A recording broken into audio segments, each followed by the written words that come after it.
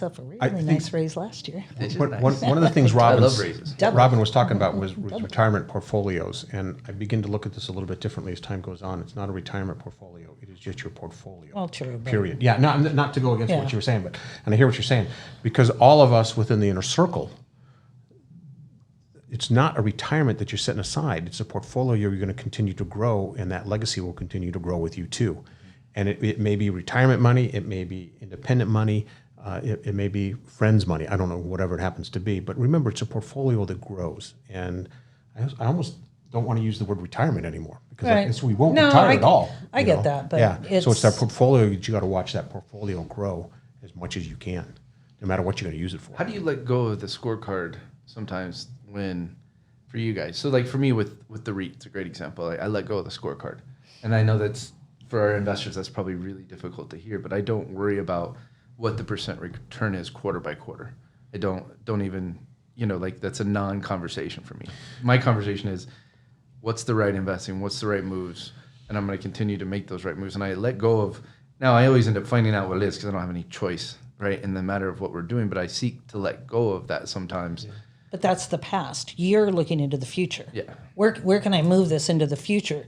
This has already happened. It's like looking at a bank account, looking in the past. Right. So I can understand where you're at there. And as an inner circle member, as a REIT investor, thank you.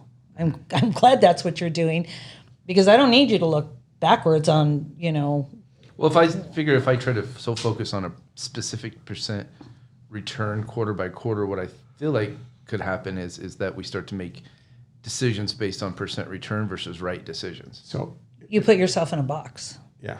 And you don't want to be in a box. The other thing that needs to be looked at, and I'm going to use a comparison here that people may or may not like necessarily, but the Chinese do not look from quarter to quarter.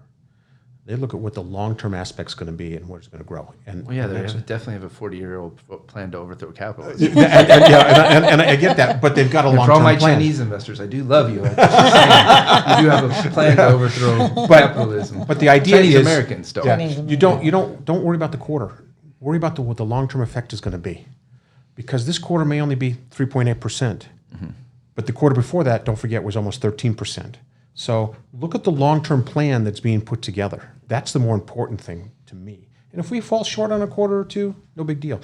I remember a few years ago you said that for some of the people that we're not going to be paying out some of the money, and that was because you were putting money back into the business to make it grow more in the future. And it's exactly what happened. It's exactly what happened. Now the business is growing exponentially because of that.